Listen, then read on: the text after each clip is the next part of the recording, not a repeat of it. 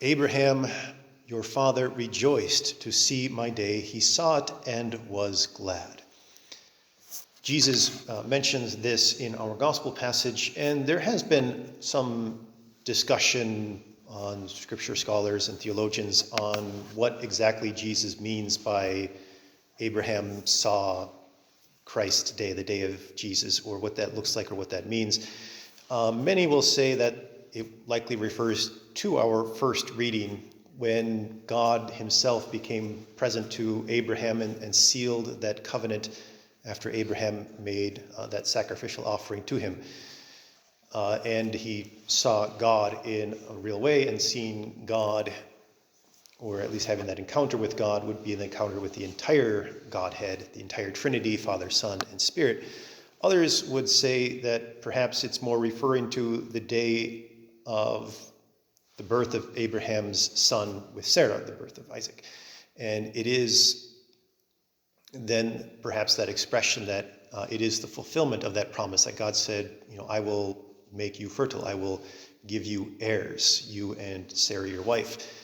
And from you, many nations will spring forth. And so there could be that expression that as the son is born, there is that fulfillment of the promise, that vision and seeing his son of what God has done, and that connection with the Son of God himself, that fulfillment of the promise to the people of our redemption.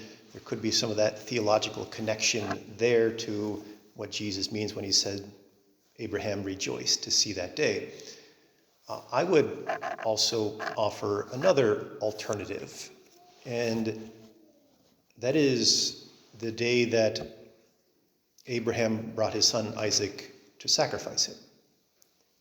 And again, knowing the story that God tells Abraham to take his son, his only son whom he loves, and bring him up the mount and to offer him as a sacrifice. And they go, Abraham and Isaac, up the mountain, and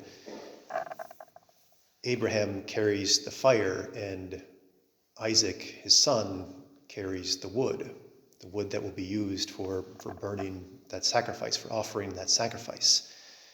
And as they go and as they arrive, Isaac asks his father, the well-known story says, I see the fire, I see the wood.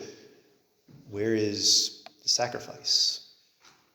And Abraham says, God himself will provide. And that line itself is just the whole passage, marvelously written, just beautiful imagery and poetry and depth in the passage. But that line, God himself will provide, speaks so much about Abraham's trust, but it also speaks about the reality that God himself provided Isaac, his son, that he would not be there at all without that intercession and that working of God. And yet he may still have that trust, and even if he doesn't know exactly what's going to happen or what's going to come, he still believes.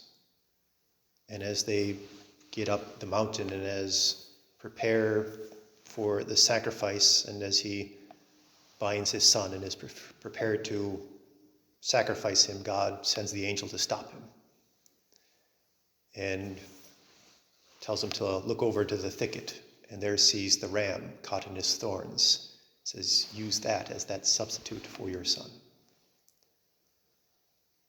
And again, this entire passage beautifully illustrates the passion of Christ, of God who sends his son to be sacrificed.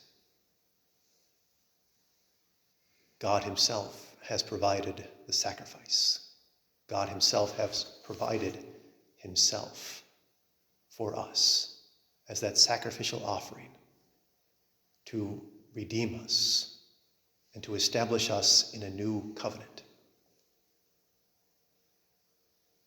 And it is perhaps that expression that Abraham saw some foreshadowing of this day in that encounter with God and the angel, in seeing that ram that God himself provided, that he saw the Son.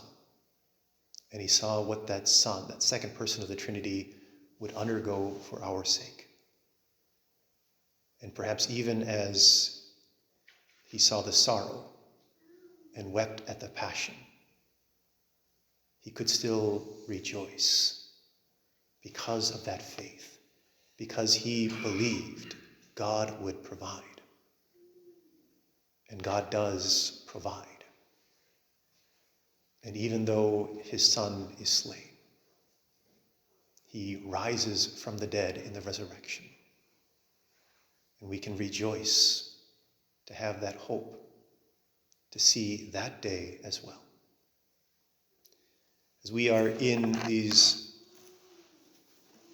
Passiontide, these last couple weeks of Lent, it is a time of turning to focus more on that passion of Christ, to see it, to reflect upon it, to pray through it, to make our stations, to walk in the way of Christ ourselves, to have that same trust and confidence of Abraham, that God himself will provide the sacrifice, and that we might see it as that expression of his love, and that our faith may be the same, so that as we see it and as we know all that it means and all that it entails, we too might rejoice to see that day.